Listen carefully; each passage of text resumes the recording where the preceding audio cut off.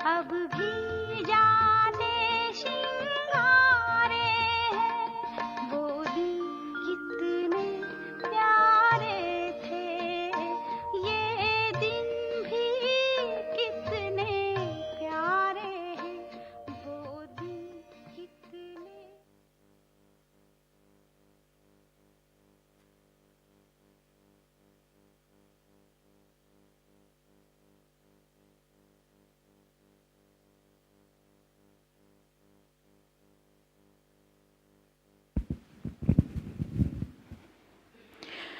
Om Shanti, everyone.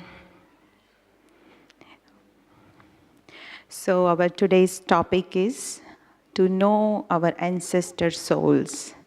And Sister Suman is going to walk us with our ancestor souls today. It is my great pleasure to introduce all of you with Sister Suman. She has been in Gyan since her childhood. Her parents came in Gyan when she was 5 years old. She is surrendered in Madhuban since 1992. She's serving in Gyan Sarovar ever since Gyan Sarovar was built, which is in 1996. She's in the team of double foreigners, and she coordinates all the events, whether it's season for double foreigners or whether it's off season for double foreigners. She coordinates all the events in Gyan Sarovar. She is National Coordinator of Education Wing in India.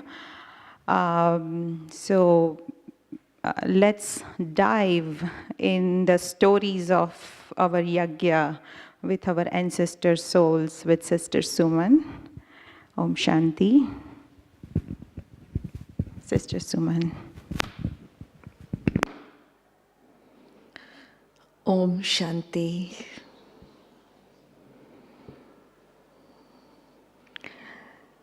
It's the month of January, and we often listen to Yagya stories at this time, and also the stories of Brahma Baba, how the Yagya was all started.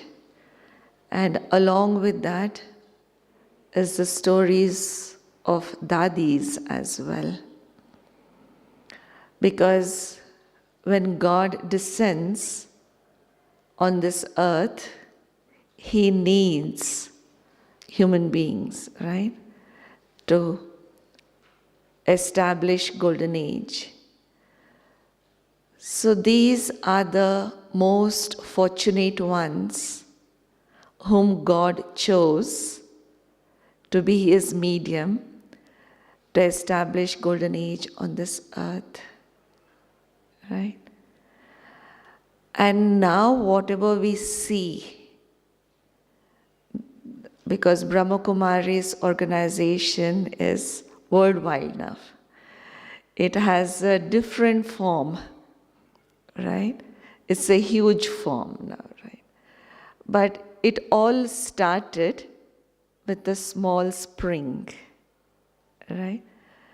So how it started and what are the sacrifices that our Dadis and Dadas did so that it was able to take such a huge form now.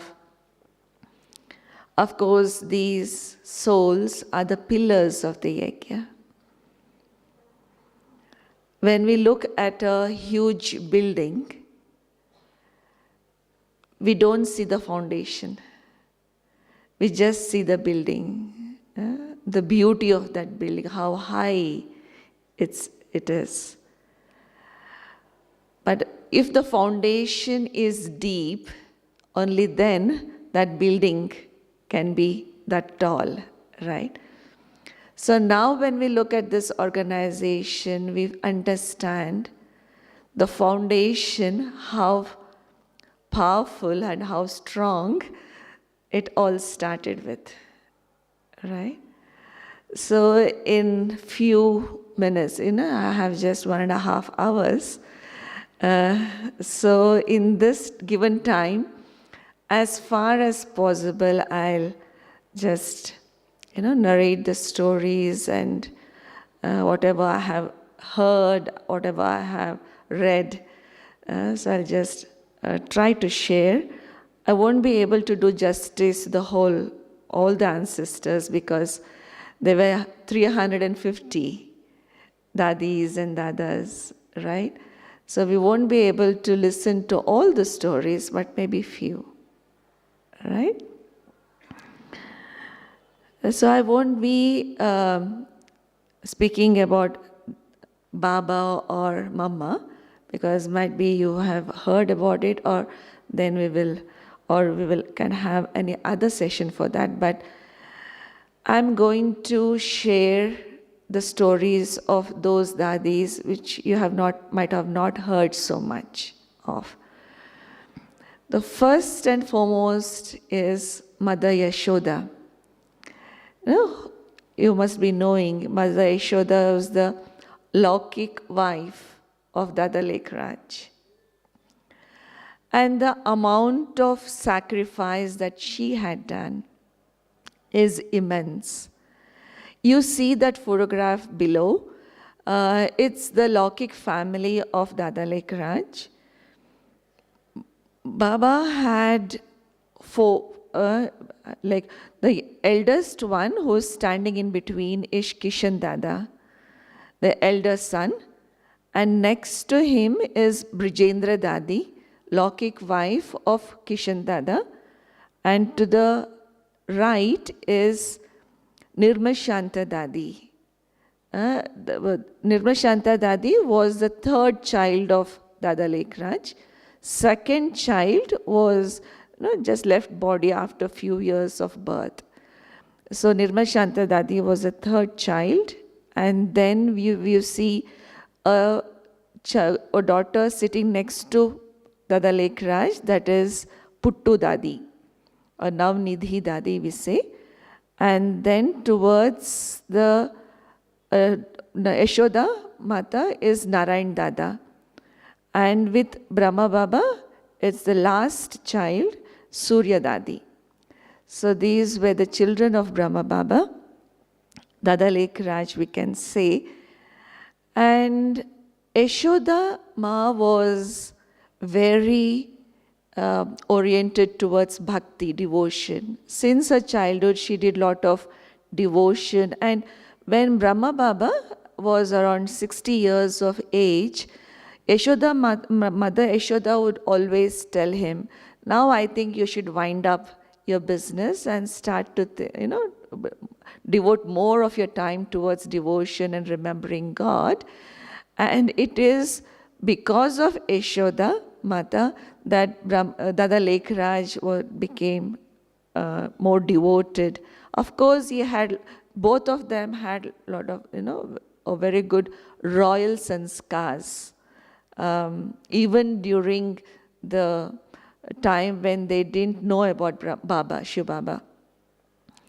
Both of them never spoke loudly at their homes, and never scolded their children, even Brahma Baba or Yashoda Mata.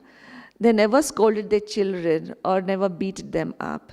If any children did any mischief, they would to give lot of love and give them the teachings that you should not be doing so. Because of the orientation towards devotion and the sanskar, because their business, Brahma Baba's business was so extensive in 3 places, in Sindh, Hyderabad, Calcutta, and Bombay. Baba had business, and they used to travel wherever Baba went. Yashoda Mata used to accompany him. And once what happened was, Laukik mother of Yashoda Mata visited Brahma Baba's house. And Baba was sitting at the front of the house, and he saw her coming. And he went inside and told Yashoda Mata that your stepmother has come. And he spoke a little bit louder, that could be heard by her mother. Yashoda Mata's mother could hear the voice.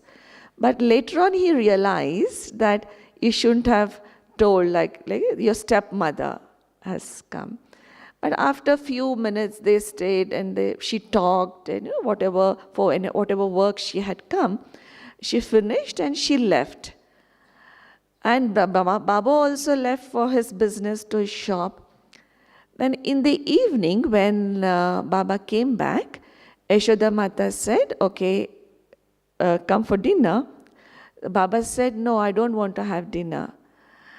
Then Yashoda Mata asked, why you don't want to have dinner? He said, because when your mother came, instead of telling that your mother has come, I said your stepmother has come. Might be she has overheard me and she might have felt bad because I called her stepmother. So this is a mistake that I did today. So for that, I'm guilty about it, so I don't want to have food. So then Yashoda Mata said, okay, if you don't want to have food, then have some milk before going to sleep. Then Baba said, no, I don't want to have milk also. So then next day, early in the morning, Baba took Yashoda Mata to her Laukik home, her mother's home. And when they both visited their house, Yashoda Mata's parents' house, they were very happy to welcome their son-in-law and daughter.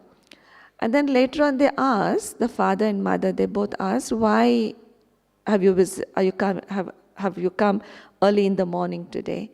So Yashoda Mata said, because yesterday this is what happened, so he is feeling guilty, so he wants to ask sorry for you. So that's the reason he's here. And Yashoda Mata's mother said, so it's okay, like in those days, son-in-law was, was given a lot of respect. And, it was very casual to speak hard words, like harsh words. But then here, Baba's sanskars were so royal, even at that time.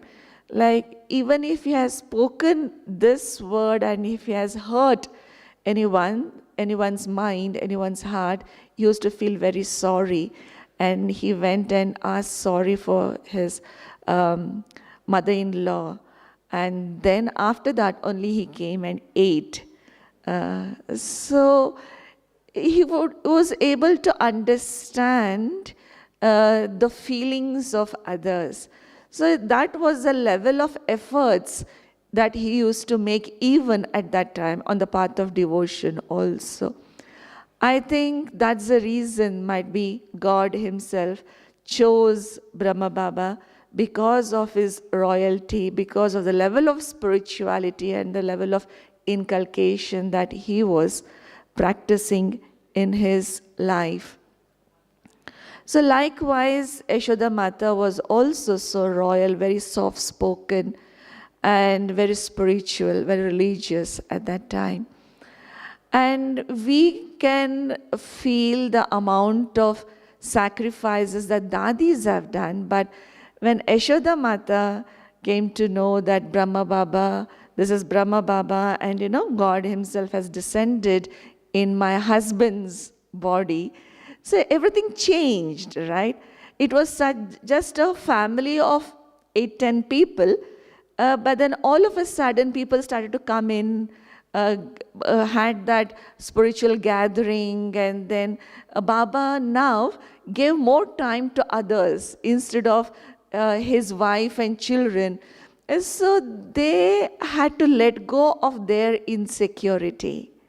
My husband, like giving more time to other people, other sisters and brothers. It is not so easy for any partner to accept this and to let go of that attachment. and the amount of renunciation that Yashoda Mata has done is really immense. To let go of that attachment towards husband and children and to accept whoever is coming towards the end. There were 350 brothers and sisters, and to accept everyone belonging to their own family and to take care of them and to accommodate them in their house, they would need a very large heart. For Brahma Baba, it was a different thing because Shiv Baba entered in the body of Brahma Baba. So it was easy for Brahma Baba to have that big heart and to just allow everyone, accommodate everyone in his house. But then for these sisters to do the same, it was not so easy. Right? To understand, first is to understand what's happening, and then to have that big heart and to accommodate everyone, they need really a big heart. So that is a level of, efforts or, sacrifices that they have done. It's really immense. And you must have heard about Dadi Brijendra. She is the Laukik daughter-in-law of Dada Lekhraj. As I said, she is the daughter-in-law. She is the wife of Kishore Dada, the first son of Brahma Baba. And her Laukik name was Radhika. When Brahma Baba, when Dada Lekhraj, he was just walking through the market one day, and he saw this beautiful girl, around like 10, 12 years old girl with her friends, with her family and friends, in front of a sweet shop. And she was wearing a beautiful hat. She was very attractive, and that was Radhika. And Dada Lekhraj looked at her, and he had that thought in his mind, I want this girl as my daughter-in-law, as a wife of my elder son. Because Baba was attracted towards this girl so much. She was very pretty, very royal, because Dadi Brijendra belonged to a very wealthy family, even wealthier than Brahma Baba's family. So after a few years, when Radhika became a little bit older, then Brahma Baba went to Brijendra Dadi's elder brother, because Brijendra Dadi didn't have father. So Baba went to the elder brother of Brijendra Dadi and asked for this relationship. I want your sister to be married to my son. So it's very interesting because her brother didn't know how wealthy Brahma Baba was.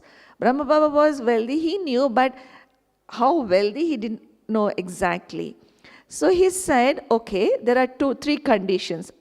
I'm okay to get my sister married to your son, but there are 3 conditions, he said. What are the 3 conditions? Then he said, because my sister has not done any work in my house, because we have lots of servants at our house. So that one condition is she will not cook. In those days, in 1930s, if a woman can't cook, they don't want the woman to cook, means how wealthy they must be, right? They would be having lots of servants at their house. I don't want my sister to cook. One condition. Second condition, he said, my sister will only walk on carpets. Means your house should be completely carpeted. So that you should be so, means indirectly it is understood that you should be so wealthy. And thirdly, whenever she has to go out, she will have a private vehicle for herself. So they should be having 3-4 cars. So these were the 3 conditions that a brother put up. And Baba said, okay, it's okay, no problem. We have all those things and it's okay. So now, because Brijendra Dadi and our family lived in Hyderabad, Sindh, Hyderabad, and then Baba once invited her brother to Calcutta, where Brahma Baba was living, and for her lunch, and invited him and showed him around the house, how wealthy they are and everything. And he showed every cupboard opened up and showed all the ornaments, all the jewels, all the diamonds, silver, everything. So then he understood how wealthy Brahma Baba was. And then they got married, and when Brijendra Dadi got married, so Brahma Baba also gave lots of ornaments and jewels to his daughter-in-law.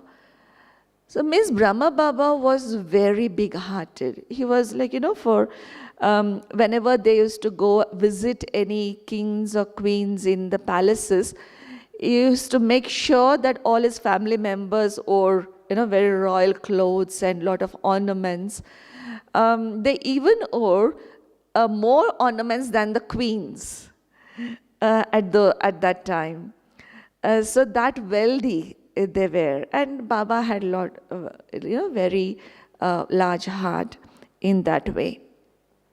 But gradually, when when he started to become introvert and spend more time in tapasya, gradually Baba got detached from all these things, right?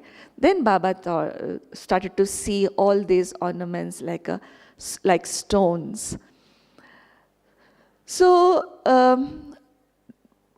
Radhika or the Brijendra Dadi always used to be with Brahma Baba. Used to serve Brahma Baba, be with Brahma Baba a lot of times. And she was the one to have that scene, visualize the scene where Shiv Baba entered the body of Brahma Baba.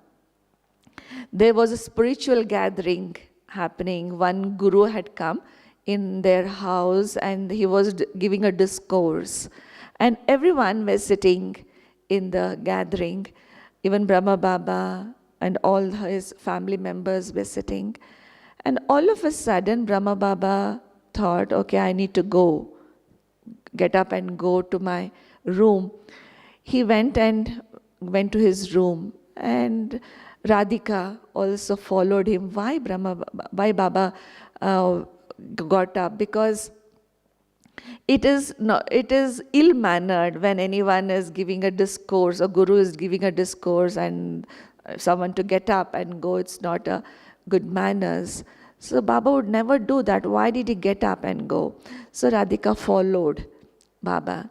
Baba, he went in his room and sat, and Shiv Baba entered in his body, and the whole room became so lit up, and the voice started to come, Nijananda Swarupam Shivoham Shivoham Prakash Swarupam Shivoham Shivoham.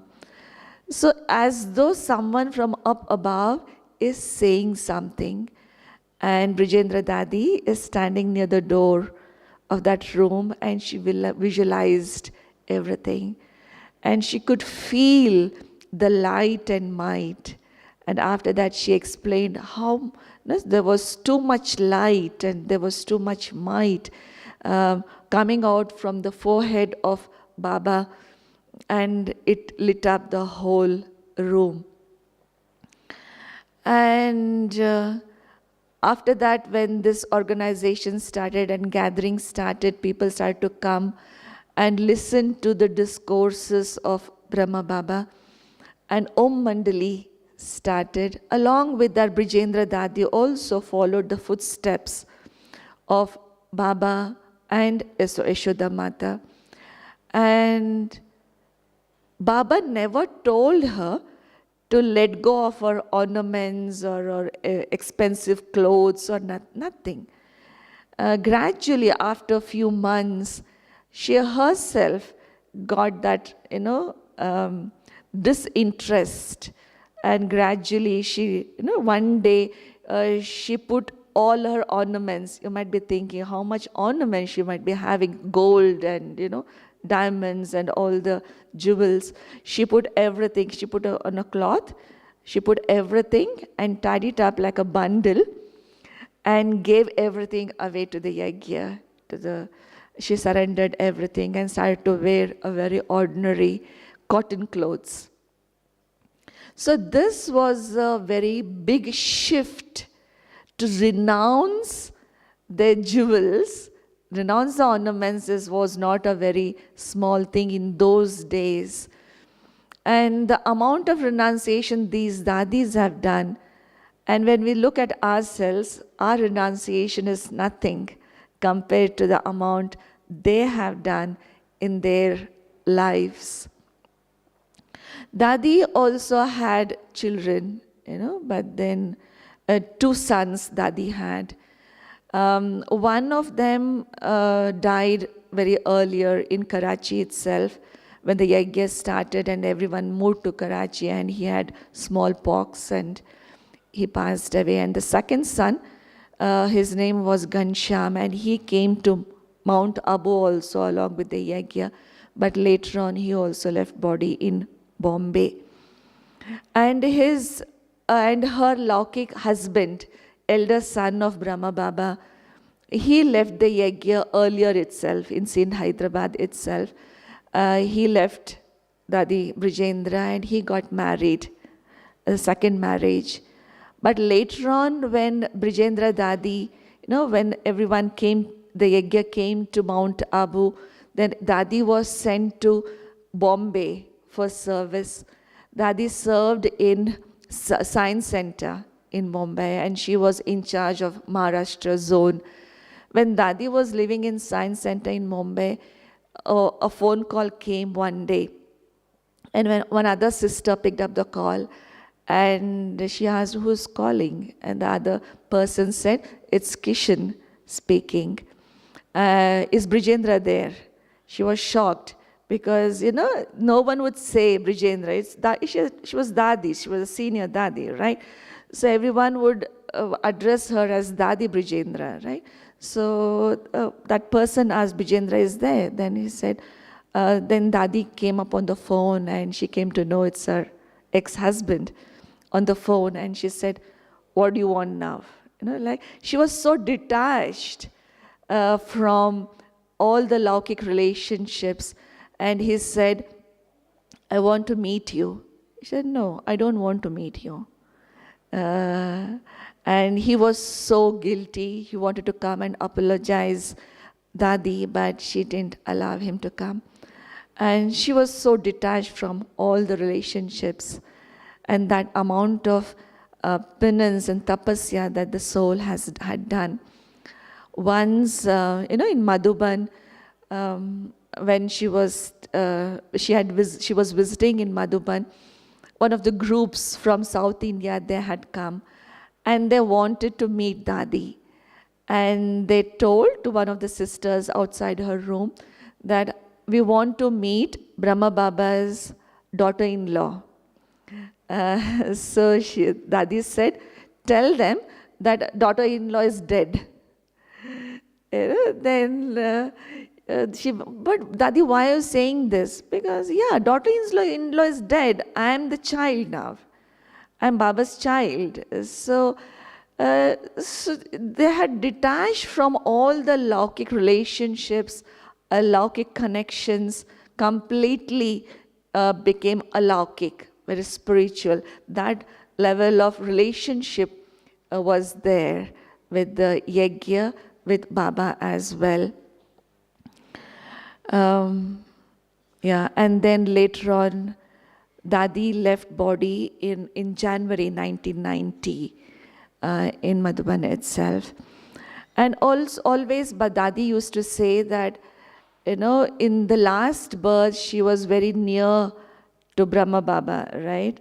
Dada Lekraj and later on Brahma Baba, she was very near to Brahma Baba. She always used to say that the whole of 84 births, I have been very near to the soul of Brahma Baba. And that's the reason, even Avyakt Baba had told her once that she has been, the whole of 84 births, she was very near Brahma Baba's soul. So that's the reason in this last birth she was very near to Brahma Baba. So she was very, pakka in her dharana, in her inculcations and penance. And the next person that we'll be speaking about is Nirmal Shanta Dadi, who is the Laukik daughter of Brahma Baba. Her Laukik name was Parvati. And Nirmal Shanta Dadi is the third child of Brahma Baba. And Dadi, when she has narrated few stories of her childhood, Baba used to give pocket money every day in the morning, of 5 rupees, 3 rupees to all the children. Every morning Baba used to give money. And along with giving money, Baba was always say, don't spend the whole amount of money eating chocolates and biscuits. Give away the money in charity also, so that you will accumulate good karma in your this birth and your next births. So Dadi used to, she used to be very naughty. And she used to give away all her money in charity to any beggar or anyone. But then she wants to eat chocolates and biscuits also. So she used to go to the shop and buy everything for herself and say, my father will pay you. But she was never used to pay from her pocket money, because she wanted to give everything in charity. So from the childhood itself, she had that sanskars of helping others, giving away things in charity. And she used to give away her ornaments also.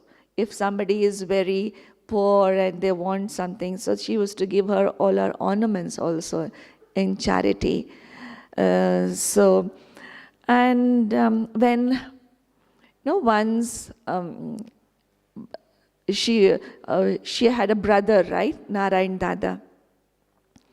Once they both went to the shop of Brahma Baba, and Brahma Baba was very busy, separating the diamonds. He has to categorize different rated diamonds. He was busy doing his work. And they both came in and they just went and hugged Brahma Baba from behind. And all the diamonds that he was doing got scattered. And Baba never got angry with the children. Such expensive diamonds all get scattered, he never got angry. But he said, okay, why your children have come? Go. He gave them some sweets and asked them to go away. And that was already in the evening. So next morning, what happened? Baba used to every day take them for a morning walk. So these two children were very naughty.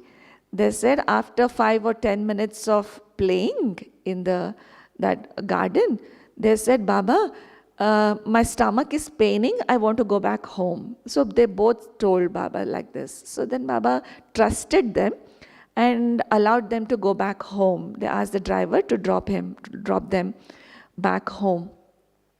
So when they both came, because on the first floor was the shop and the next floor was the house.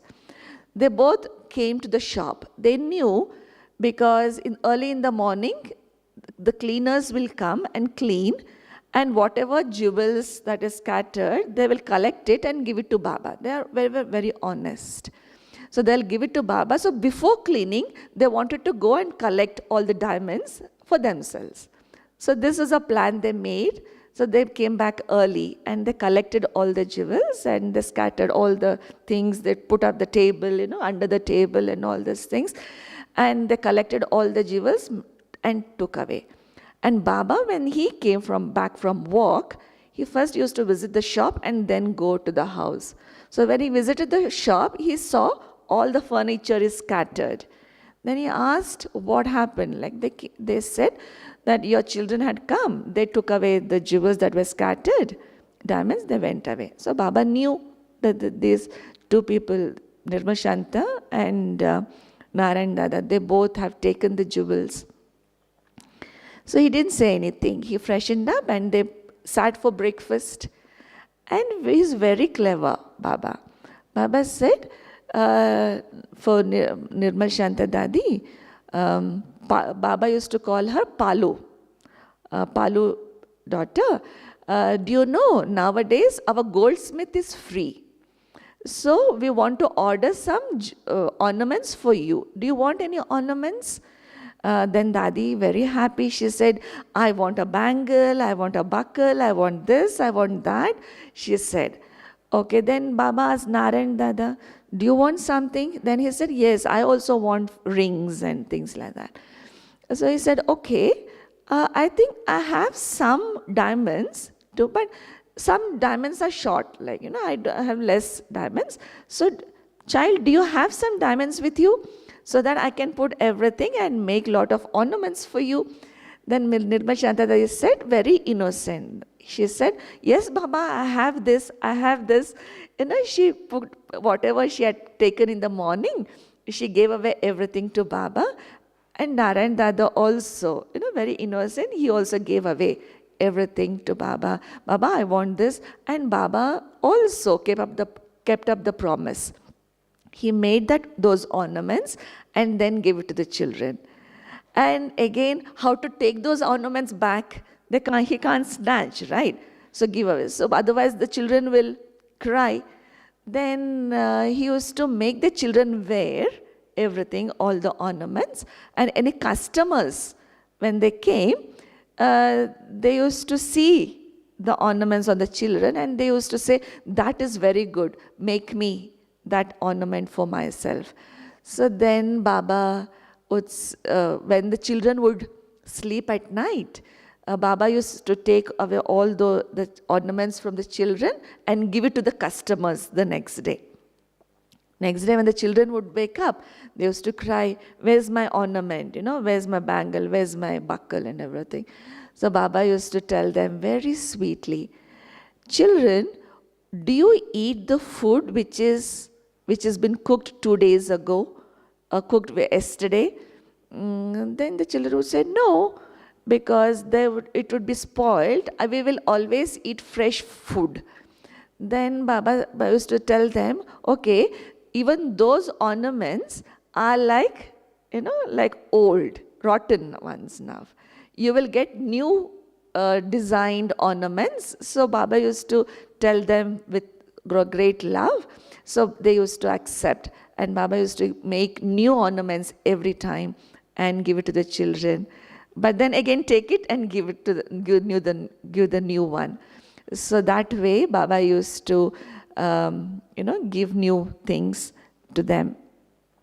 But then as this spiritual gathering started to happen, Nirmal Shanta Dadi was already married to a very wealthy family, and she used to live with her husband and her in-laws.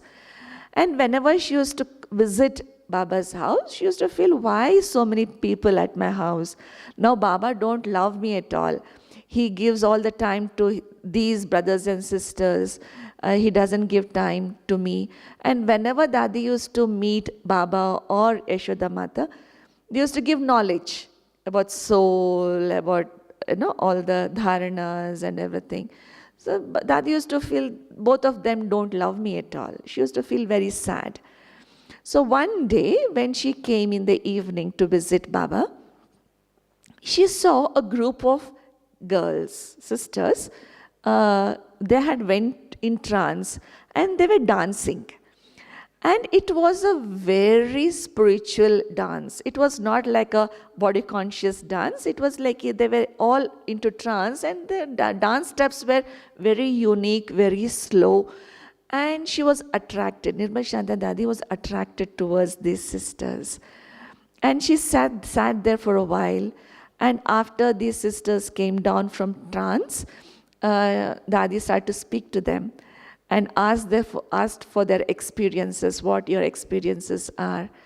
And those sisters were so merged into that experience, they said, now I don't want to speak because I want to experience that. Can you come back tomorrow? I'll share this experience with you tomorrow. Those sisters said to Dadi. So Dadi was curious. Dadi said, okay, tomorrow morning I'll come. So now when she was going back home to her husband's house, Baba took her. Baba accompanied her. And while going, Dadi told Baba, Baba, I want to come back tomorrow morning, so please send the car for me to pick up. So Baba said, let's see tomorrow what will happen. So Dadi got very hurt. Before, Baba would never tell like this, Baba would always love her and always would give all the facilities that she used to ask for. And now Baba is saying that let's see tomorrow what will happen, we don't know. So she got hurt and she said, okay, don't send, I won't come. She got angry. So then Baba said, but we don't know what will happen tomorrow. Let's see what will happen tomorrow. But Dadi got very angry, so she went and slept at night. And at night, all of a sudden, midnight, she got a vision of Krishna. And she woke up and sat. And she thought, okay, because maybe I'm angry with my father, this has happened. Again, she slept. Again, after a few minutes, again she got a dream of Baba again, a different, Baba, Brahma Baba. So again she went, sat. And then later on, again, after a few minutes, she slept again. And a third time, again, she got a vision of Sri Krishna and Baba, in the dreams. And then she understood, okay, this is what is happening. My father is no more my father now. So he is getting transformed. He is becoming Krishna. So she realized that now. So from being my father, he is becoming the father of humanity. Right? So she understood that, and then she felt very bad that she spoke so harsh to her father. And then she thought, okay, tomorrow I'll go and apologize my Baba. So then she slept. But in the morning, she got so sick. Her body became so heavy and sick, so she was not able to get up.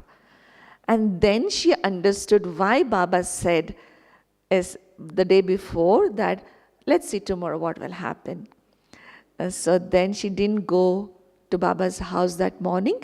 So in the evening, when she thought, okay, let me go in the evening, Baba himself came to Dadi's house and picked her up. And then onwards, Dadi started to go to this Om Mandali, to this spiritual gathering. And then onwards, she started to follow all the disciplines. And along with the Yagya, she came here. And of course, in the initial time, the in-laws were very cooperative, okay, allowed her to go. But later on, they started to bind her, or create obstacles. And gradually, she left her child and her husband's house and came permanently to Baba's house and started to, follow all the disciplines. And then later on, when Yagya came to Mount Abu, after a few days, Dadi was sent to Calcutta to serve, and she became in charge of the Eastern Zone, Calcutta and Eastern Zone, the East India. And Dadi had asthma problem. And once when they were in Madhuban, Baba was still alive and she was not sent to Calcutta. The reason why she was sent to Calcutta was because Baba did business in Calcutta also. No? So it was called as Baba's Gaddi, the place of Baba. So that's the reason Nirmal Shanta Dadi was sent there. But before going there, when she used to live in Madhuban, she had the problem of asthma. And during beggary part, the Yagya didn't have money to spend on doctors.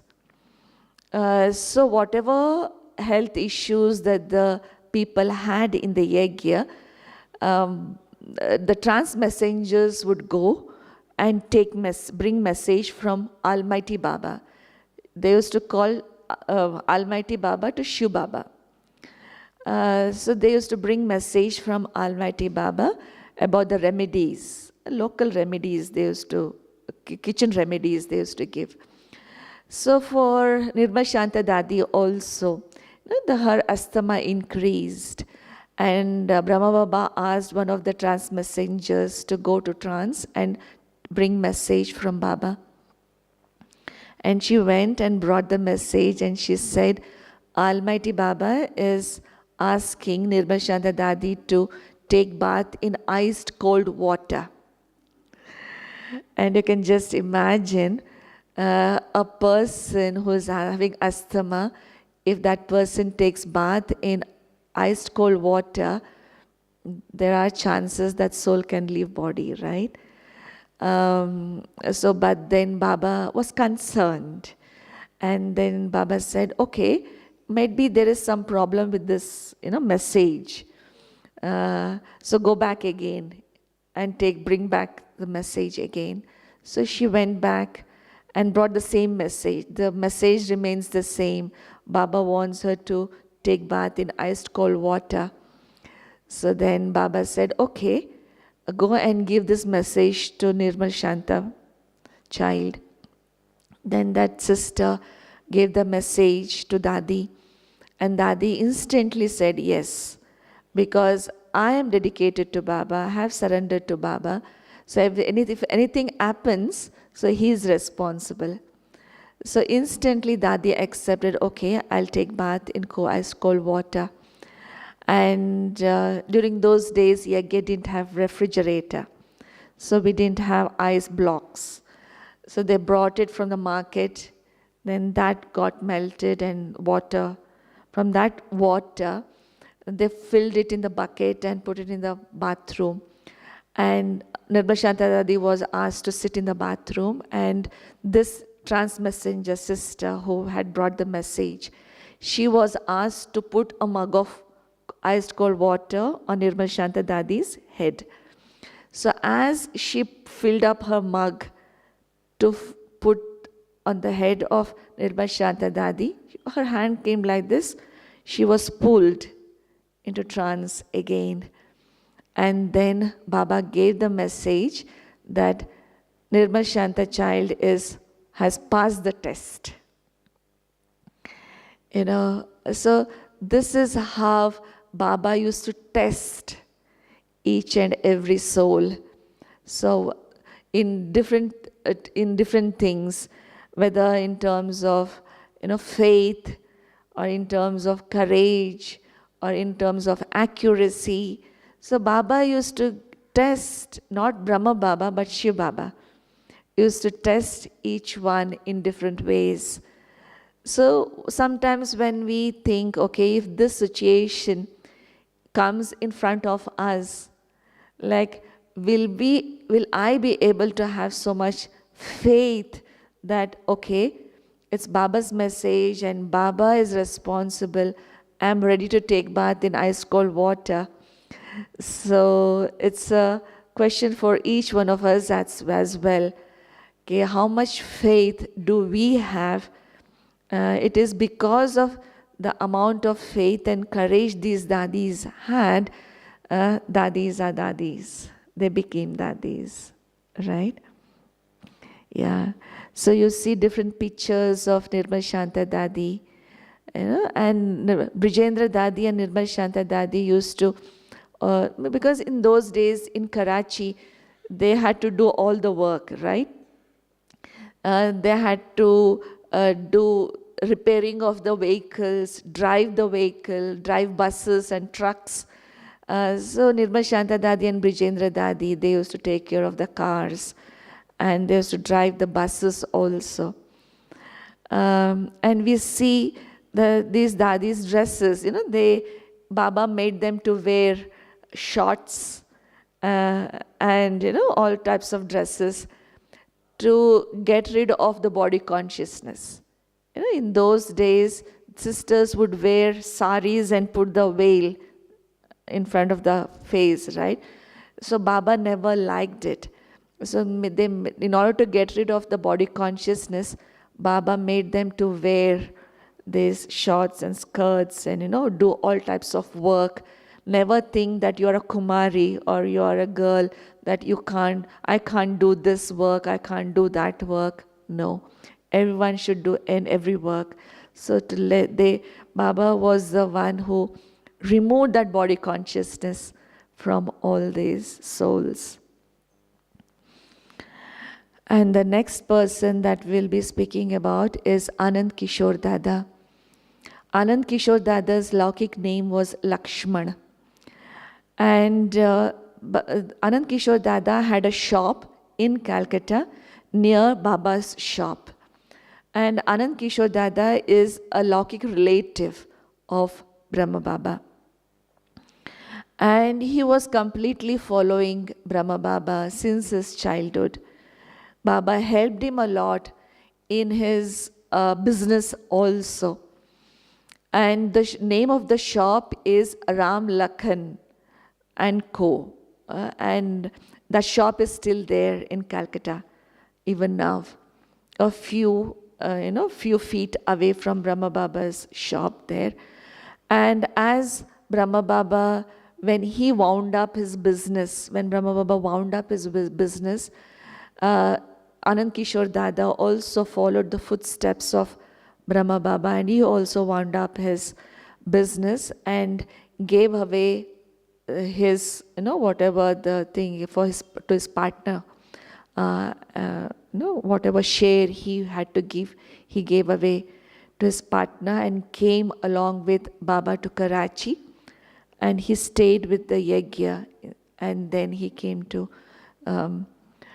Panda Bhavan here in Mount Abu, and till the end he was there in Panda Bhavan along with Nirmal Bhai. He used to sit along with Nirmal Bhai in Nirmal Bhai's office.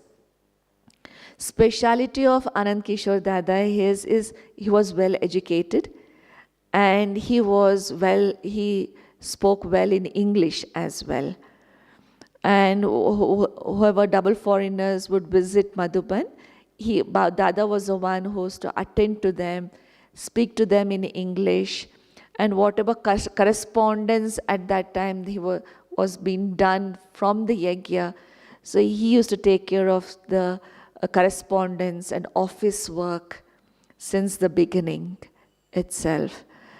So the first delegation who went abroad in 1971 outside India was Prakashmani Dadi, Manmohini Didi and Anand Kishore Dada.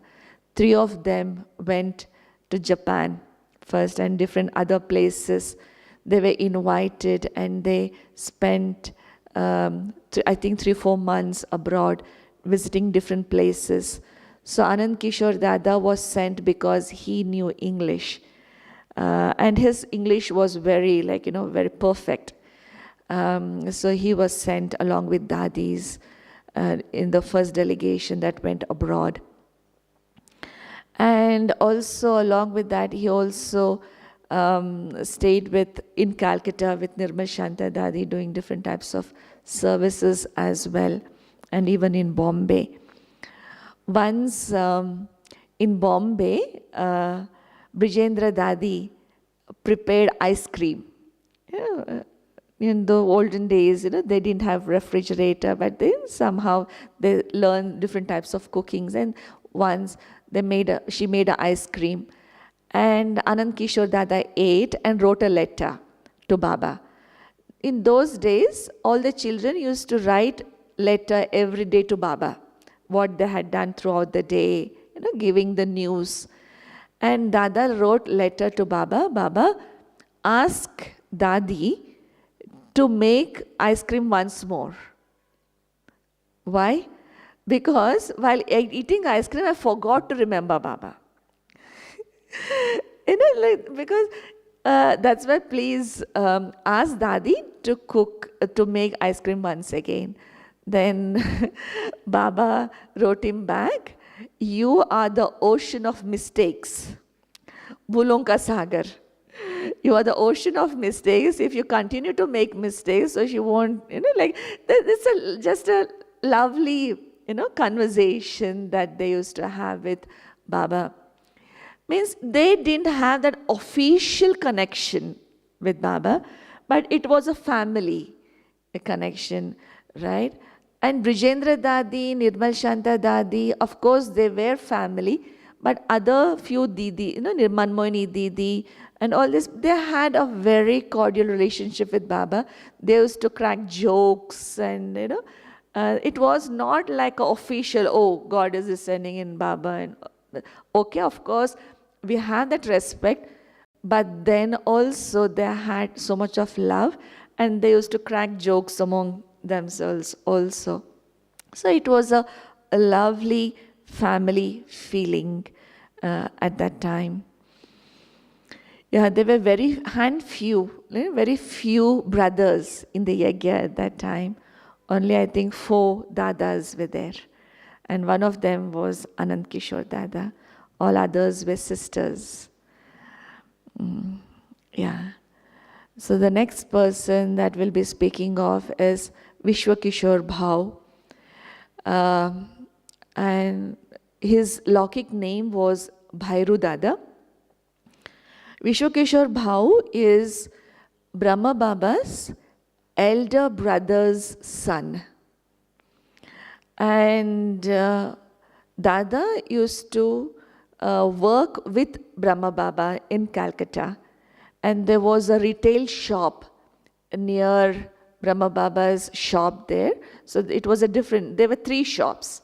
One belonged to Brahma Baba, another belonged to Anand Kishore Dada, and the third one belonged to Vishwa Kishore Bhau. So it was a family, so they all worked together. It was connected. And Baba helped him a lot in business as well. And Dada was married to Santri Dadi. And both of them lived with Brahma Baba's family in his house. Even though he was given a separate small house, but they never lived there. Both of them lived with Brahma Baba's family in Calcutta. So when Brahma Baba wound up everything, Dada also wound up his business and came along with Baba to Karachi and then to Mount Abu. And Dada was taking care of all the Yagya duties, whether it's stock or, taking care of the stock, purchasing, taking care of health of anyone. So there were a lot of responsibilities that Dada was taking care of.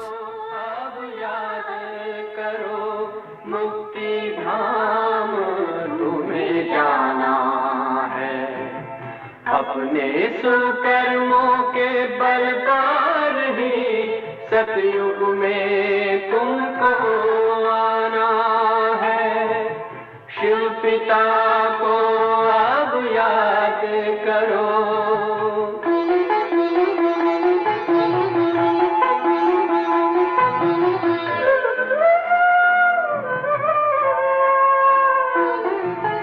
ये संगम का स्वर्णिम युग है शिव पिता फिर से आया है ब्रह्मामुख से शिव बाबा ने वही गीता ज्ञान सुनाया है कलयुग का अंत अब आया है विकराल विनाश खड़ा आगे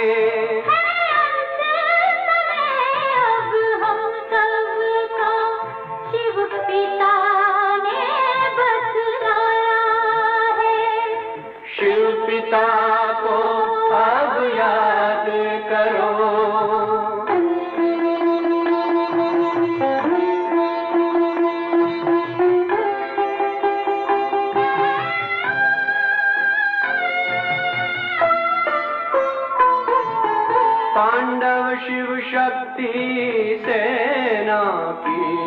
रणभेरी अब फिर बजती है। शिव बाबा के ज्ञान से फिर माया को मार भगाना है। शिव पिता को अब याद करो, सतयुग में तुमको आना है। शिव पिता को अब याद करो, मुक्ति धाम तुम्हें जाना है। अपने सुकर्मों के बल पर ही सतयुग में अब तुम्हें आना है। धाम में तुम्हें सतयुग में अब तुम्हें आना है। धाम में तुम्हें जाना है।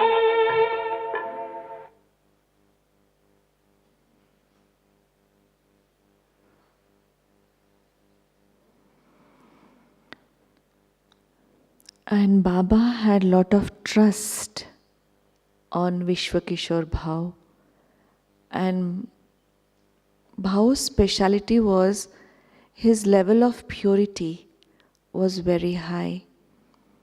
Even whilst working amidst so many sisters, his vision would be very pure. And that's the reason Baba had a lot of trust on Bhau. And for everything, Dada used to say, yes, Ji Baba, yes Baba.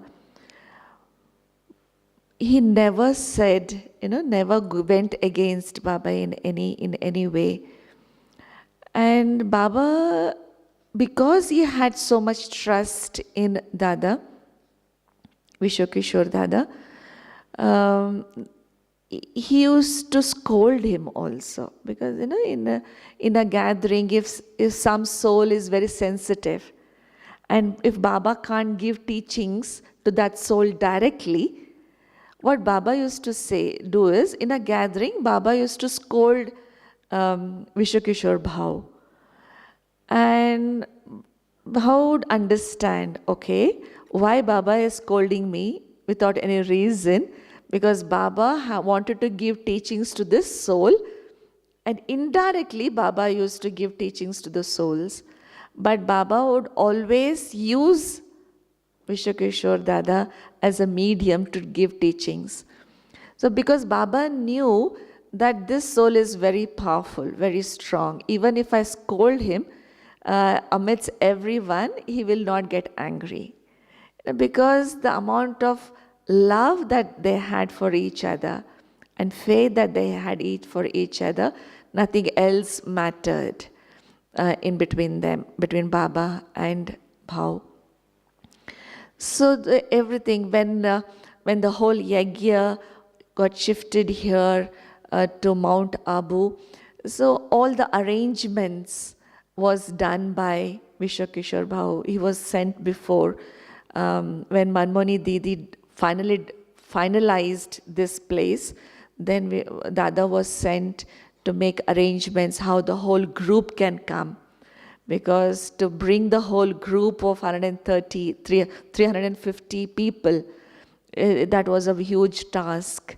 So all the arrangements and everything was done by Vishwa Kishore Bhau, and then later on everyone got shifted here. And wherever Mama or Baba traveled, Vishwa Kishore Bhau was always with them, to taking care of their arrangements, their health. And during the final times when Mama used to live in Bombay for her treatment, Bhau was always there with her to take care of her. So he was very close to Mama and as well as Baba, and also to the whole Yagya as well. And one interesting thing happened was, there was a time when he got sick. He was unwell and he went to Bombay for checkup. and the doctors said, okay, we need to operate on you. But doctors are not available now. You'll be operated after 1 week. Then Vishwa Bhau thought, okay, why to waste time here? What will I do for 1 week in Bombay? So let me go to Mount Abu and spend time with Baba. So Ramesh Bhai was also in Bombay at that time. So Ramesh Bhai, and you see that picture there, right? Ramesh Bhai is also there in the picture. So Ramesh Bhai and Bhau and Santri Dadi, all the three came to Mount Abu, spent 1 week's time discussing about the Yagya, finances, and many legal issues, everything, because Ramesh Bhai was a chartered accountant, and Dada used to take care of all the finance and everything of the Yagya. So all the three people, Baba, Dada, and Ramesh Bhai, they all spoke about these illegal issues and everything for a week. And the time came to go to Bombay. It was afternoon, after lunchtime. Baba used to eat all the 3 meals with Dada for that week. Baba gave lot of time to Vishwa Bhau, giving him a lot of love and sustenance, having breakfast, lunch and dinner, discussing lot of issues. And that fine day, after lunch, when the car came in the courtyard and they put all the luggage in the car, they were about to leave, and Baba asked Ramesh Bhai to go and bring Chandrahas Dada. Because Chandrahas Dada used to take care of photography, sound, all the technical department was taken care of by Chandrahas Dada. So Baba asked Ramesh Bhai to bring Chandrahas Dada, to bring camera to click a picture. So Ramesh Bhai thought, why? He must be resting now. Dada must be resting. And why? Baba never thought, before Baba used to never like taking photographs. If anyone wanted to take a photograph, Baba used to say, no, don't think of this body. Remember Shiv Baba, remember Shiv Baba. So Brahma Baba never liked taking photographs. But today Baba himself is calling Chandra's Dada to take a photograph. But Ramesh Bhai went and called him, and they took a photograph. And this was a photograph, very iconic and very memorable photograph in the front of the car. Ramesh Bhai, Baba and Vishwa Bhau, they took this photograph, and then they left. All the three left, Bhau, Ramesh Bhai and Santri Dadi. And while traveling in the train, Ramesh Bhai asked Vishwa Bhau, Bhau, why Baba asked to take a photograph, but Baba never liked taking a photograph. Why did he do this today? I was, really astonished. Then Vishwa Bhau said, because Baba knows that I will not come back to Madhuban again because I'm going to leave my body. But Ramesh Bhai was shocked. Why? Do you know that you are going to leave your body, and Baba knows that you are going to leave body? So Bhau said yes. And that was a top secret that both of them knew that, Vishwa Bhau is going to leave body during this operation. After the operation, he's not going to come back. That's the reason Baba gave so much time now, the whole week, so much of sustenance and love. That's because few days ago, I had requested Baba that, Baba, now that educated brothers and sisters have come, I want to take retirement. I want to go to the advance party. Because in Bombay, Ramesh Bhai and Nirmal Bhai had started to come, taking to Baba and taking knowledge. And in Delhi, Jagdish Bhai and Brijendra Bhai had started to come. So they all were educated. and they were very efficient to take care of all the legal things and everything. So then that's the reason Vishwa Kishore Bhau requested Baba, Baba, now these educated brothers have come, let them take over the responsibilities. Now let me go, allow me to go to the advance party. I want to take care of the responsibilities there. So Baba had agreed to it. And both of them knew that, now Vishwa Kishore Bhau will not be coming back. And then they went to Bombay, got operated. And after 1 week of operation, Vishwa Kishore Bhau left body there in Bombay. Then Ramesh Bhai called Baba, Baba, should we bring the body to Mount Abu for the cremation? Baba said, no, now the soul has left body. What's the use of bringing the body? So cremate in Bombay itself. The cremation was done in Bombay. So then Santri Dadi brought the message, offered bhog after the cremation and everything, and offered bhog and brought the message that Bhau actually wanted to leave body during operation itself. But Baba made him to stay in that body for next 5-6 days, because otherwise if the soul would have left body on the operation table, doctors would be defamed. So that's the reason Baba didn't want to defame to happen for the doctors. So that's the reason Bhau left body after 5-6 days of operation. And Baba was very happy to the level of service that the soul has done, and left body very, not having suffering too much. So that soul, is very, very special to the whole Yagya, very incognito, never gave any lectures or talks, but he was a foundation of the whole Yagya. These are great souls to be remembered in our lifetimes. And the next soul that we will be speaking of is Santri Dadi, the Laukik wife of Vishwa Kishore Bhau. Baba always used to call her as Santru Bachi. Santra in Hindi is orange.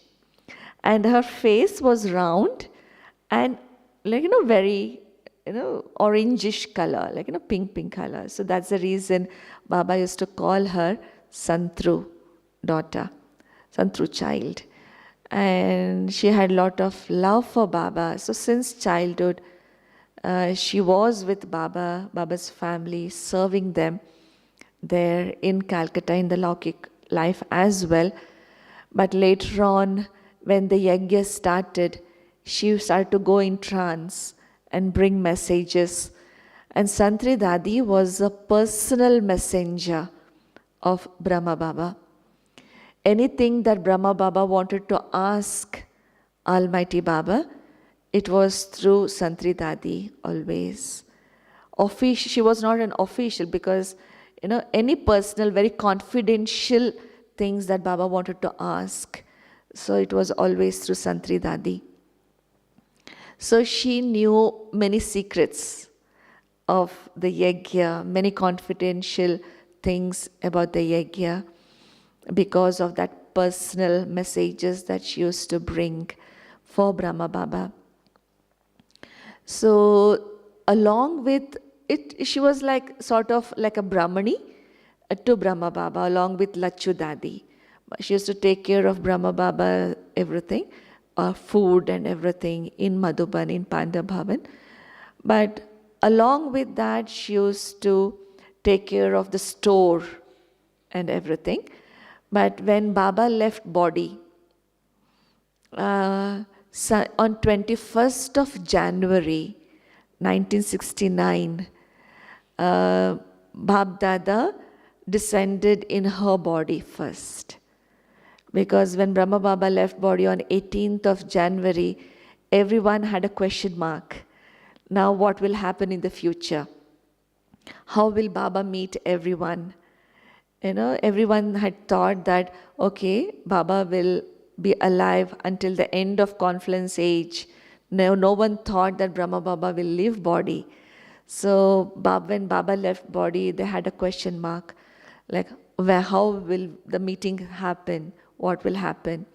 So after the cremation on 21st of January, when Bhog was offered, 3-4 dadis who were Sandeshis, who were trans-messenger, they sat down, and Bab Dada, both of them entered in the body of Santri Dadi first, and then spoke about what the future will be like, and so gave all the future decisions, what will happen in the future.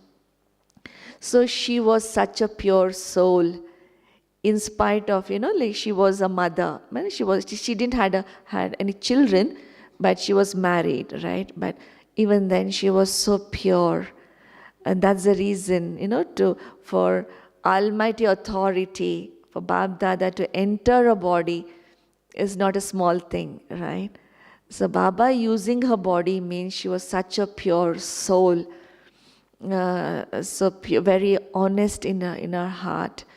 So she was so beautiful. She was so honest and dedicated, surrendered in her intellect as well. But beautiful things happened in the successive days to come during January itself. Then the question rose. Now, okay, in whose body will Bab Dada come now in the future for every day? So Santri Dadi said, okay, I don't want Bab Dada to come in my body. So everyone was astonished. To say no for Baba to come, that was a big thing. So everyone would want that to happen. Okay, if Baba chooses my chariot, my body. So that's a thing of pride. It's a thing of great privilege.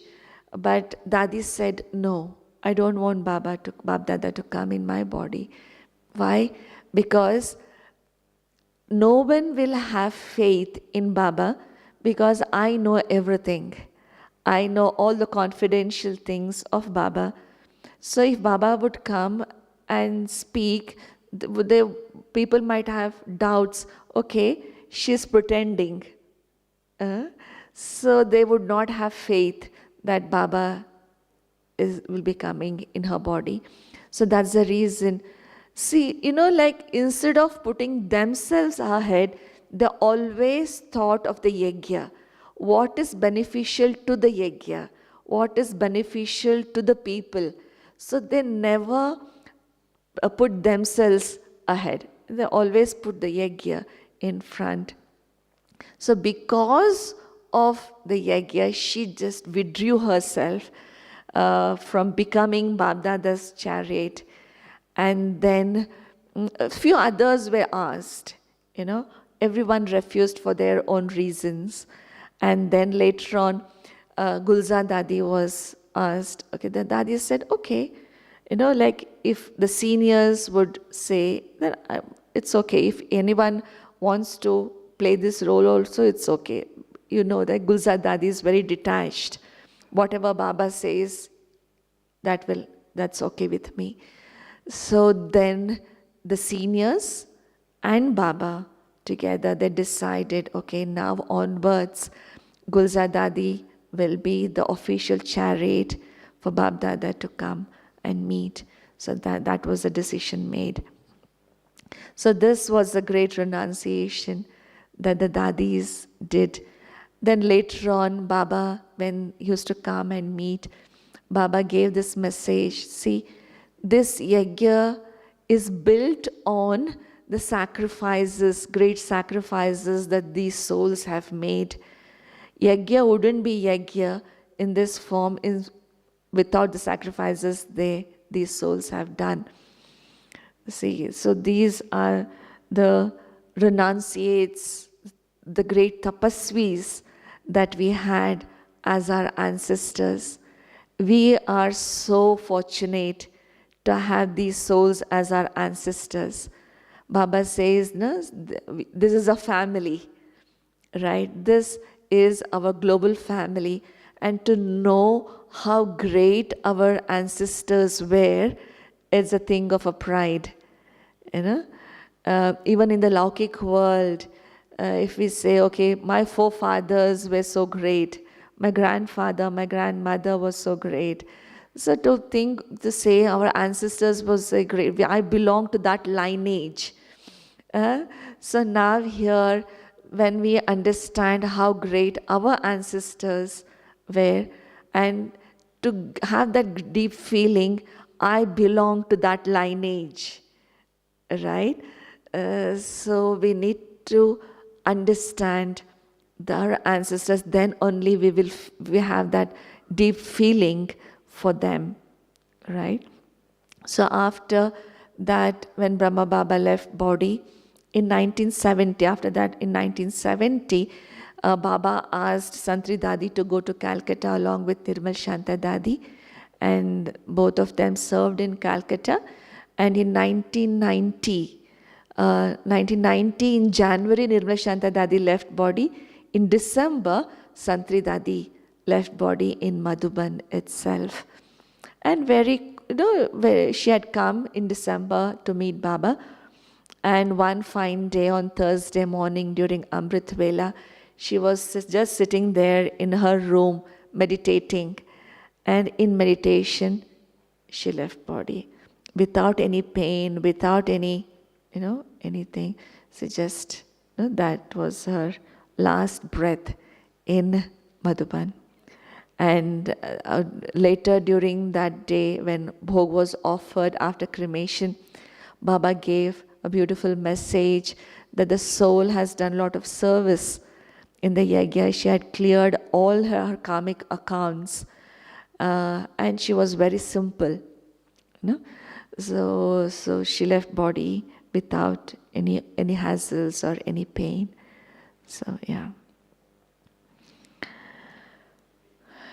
The next, I think, maybe we will just speak about Manmohini Didi, and then we will finish the session here itself.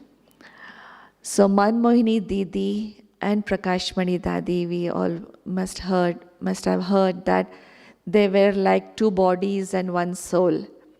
Means they were always together. Both their decisions were the same.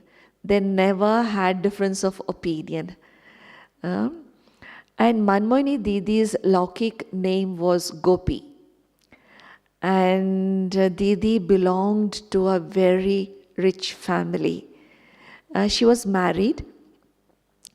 And since her childhood, she was very independent. She wanted to be very independent.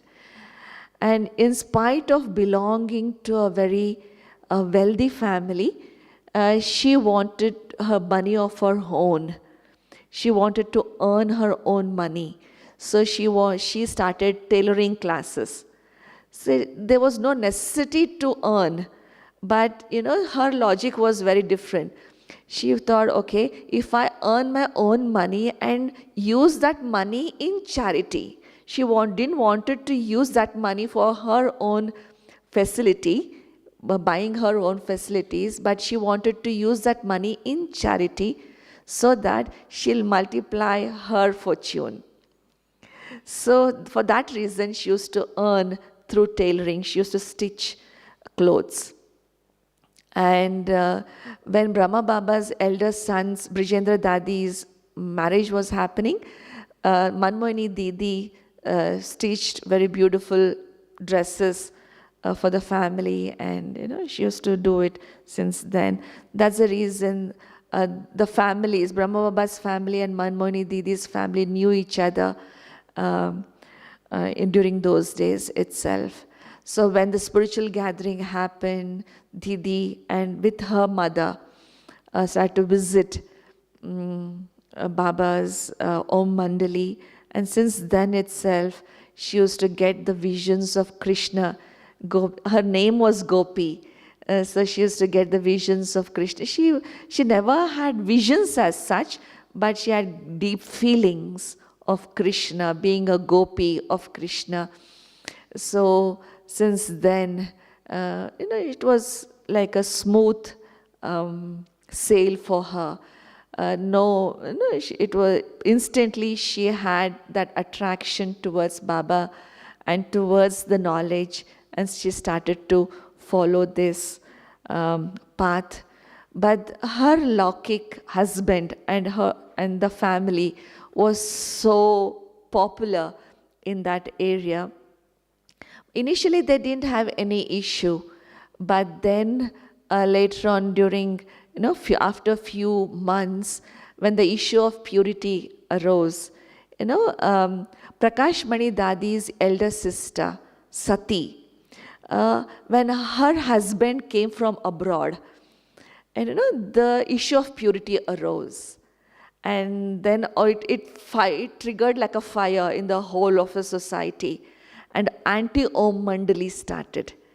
And all these eminent people gathered together, and they started to say, no, you have to shut down this Om Mandali, because otherwise, all this issue of purity is coming up.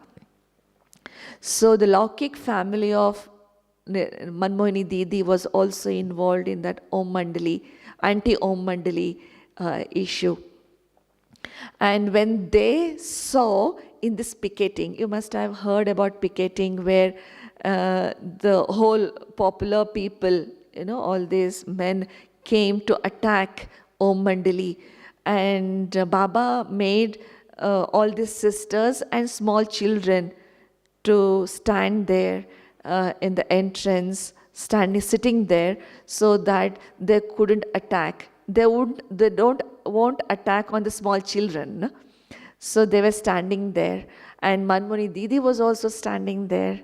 Looking at that, the family, her Laukik family, became much more furious. You are going against us.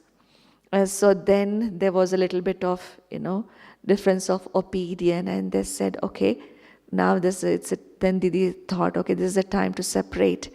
And she left her Laukik house, and she came to Baba and started to live with Baba since then. And in the Yagya, she used to take, because her intellect was very clean, very clear, her ability to discriminate, to understand the souls was very sharp. Looking at this person, just for 5 minutes, she would understand the quality of the soul. What's the level of purity, or what the level of spirituality the soul is holding. She would understand. She had that very sharp intellect.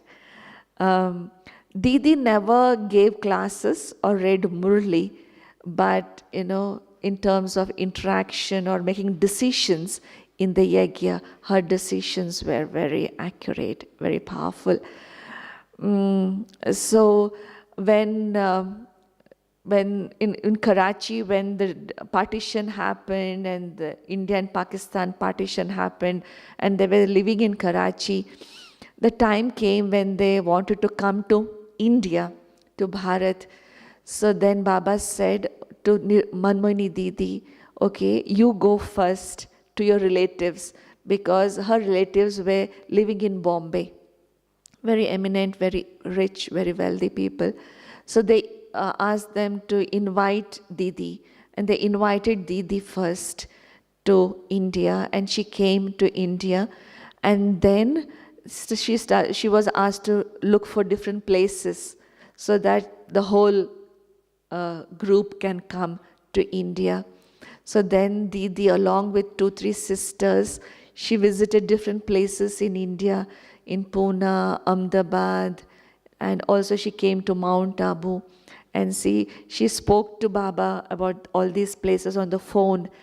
And she explained that, okay, Baba, this in Mount Abu, I like this place because it's very calm, no much traffic, no pollution. So it's very good place for us to do tapasya. Then Baba asked Shiv Baba So then Baba also gave green signal, okay, now the whole group can shift to Mount Abu. So the decision was taken, and then Vishwa Kishore Bhau was sent to make the arrangements, and then the whole group was shifted here to Mount Abu. And before that also, when the Yagya started and Dadis and Didis, they were coming to Om Mandali. In between, Baba used to go to different places for his own spiritual understanding on a deeper level. So Baba visited Kashmir with his family because all these, issues were arising, all these anti-Om Mandali issues were happening. So Baba wanted some time out for himself. So Baba, with his family, he went to Kashmir, and he used to write letter every day to few sisters who were taking care of Om Mandali. In that group, there was Mama, there was Manmohini Didi, there was Prakashmani Dadi, Shantamani Dadi. So there was few sisters who were taking care of Om Mandali. So Baba used to write letters every day to different person every day and give directions. Okay, do this, do that. And through directions itself, through the letters itself, Baba gave directions to open up a hostel for children, buy these benches, every detailed directions Baba used to write. And Mama and all these didis did everything and opened this hostel and school for children. And Manmohini Didi was the main instrument to be part of that thing during the initial days of Om Mandali. And then after Baba left body in 1969, Prakashmani Dadi and Manmohini Didi became the heads of the organization. Prakashmani Dadi was the chief of the organization. Manmohini Didi became the additional chief of the organization. And then Didi took care of northern India, Delhi, Allahabad, and northern India. And Prakashmani Dadi took care of the southern India, Bombay, and southern centers of India. Because Prakashmani Dadi was living in Bombay when Baba left body, right? So she was invited, and Didi was taking care of Delhi. So that's the reason it was divided, like Didi will take care of North India, Dadi Prakashmani will take care of the southern part of the India, Bombay and southern part of the India. So when Baba, in January, there was a Kumbh Mela, big Mela happening in Allahabad. Baba sent Manmohini Didi to Allahabad for that Mela. And that was the time when Baba left body on 18th of January. At that time, Manmohini Didi was not in Madhuban. And later on, when she came to know that Baba left body, when she was not around in Madhuban, she felt very bad because she was very close to Baba and she was not around. She felt very bad, but then came back. All the cremation happened, and when Baba said, okay, Prakashmani Dadi will be the head of the organization. So might be, that was a time she could have become a head of the organization, but Baba chose Prakashmani Dadi. But because of the tapasya and the renunciation that they had done, they accepted Baba's decision. And Didi also respected Prakashmani Dadi on that level. Just imagine, Baba was here and all the Dadis were just, the next level. Everyone were looking up towards Baba. But now Baba left body and one of the Dadis was picked and placed in the place of Brahma Baba. It was very difficult for the Dadis to accept it, But because of their immense love for Baba, they accepted the decision that Baba had made, and they gave that amount of respect to Prakashmani Dadi. This was not a small thing, even for Manmohini Didi, right? Because she was very close to Baba, but then they all accepted it. And then, everything went on very smoothly. But if that happens now, I don't think it will happen to the level that happened very smoothly during those days. It wouldn't happen, right? That happened because of all these great souls, I can say. And in 1986, Manmohini Didi left body. She had a tumor in her brain and she got operated in Bombay. And after that operation, during that operation itself, she left body. It was a 50-50 chances. Doctors had already told that, okay, it's good to get operated, but it's a 50-50 chance. She can survive or not. But Baba told, okay, go for an operation. So, but during that operation, Didi left body. And the Yagya people had so much love for Didi, they started to blame the doctor. So after Didi left body, after cremation, when Baba Dada came in Om Shanti Bhavan, Baba gave a very beautiful message. It is neither the mistake of Bhagwan or Bhagwati. Bhagwan is God. Bhagwati was the name of the doctor. So Baba said, it is neither the mistake of Bhagwan or Bhagwati. It is in the drama that the soul had to leave for advance party. So Didi left body on 1980s in the year 1986. And Didi and Dadi were always together with Mama. So Baba trained these two souls since the beginning to be that administrative heads of the organization in the future. Yeah, so these are the few stories about these great souls. Okay, Om Shanti.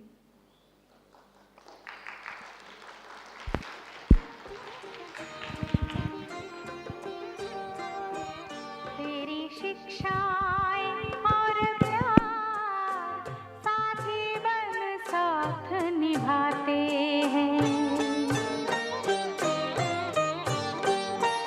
Madhuban के वो दिन रात मधुबन के वो दिन रात बाबा तेरी याद दिलाते हैं तेरी शिक्षाएं और प्यार साथी बन साथ निभाते हैं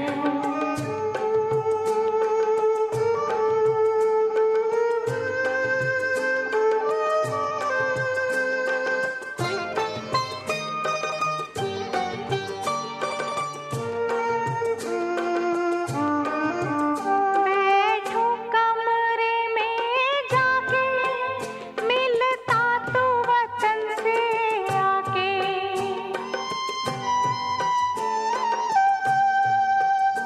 होते हैं निहाल ये नैना बाबा तुझे सामने पाके तेरे मीठे मीठे बैन तेरे मीठे मीठे बैन कानों में आज भी आते हैं तेरी शिक्षाएं और प्यार साथी बन साथ निभाते हैं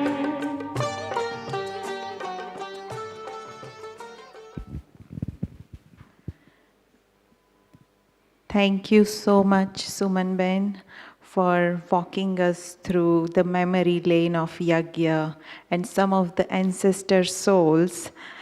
They were very close to Brahma Baba, both Laukik and Alaukik, and their hidden stories, which really we did not know.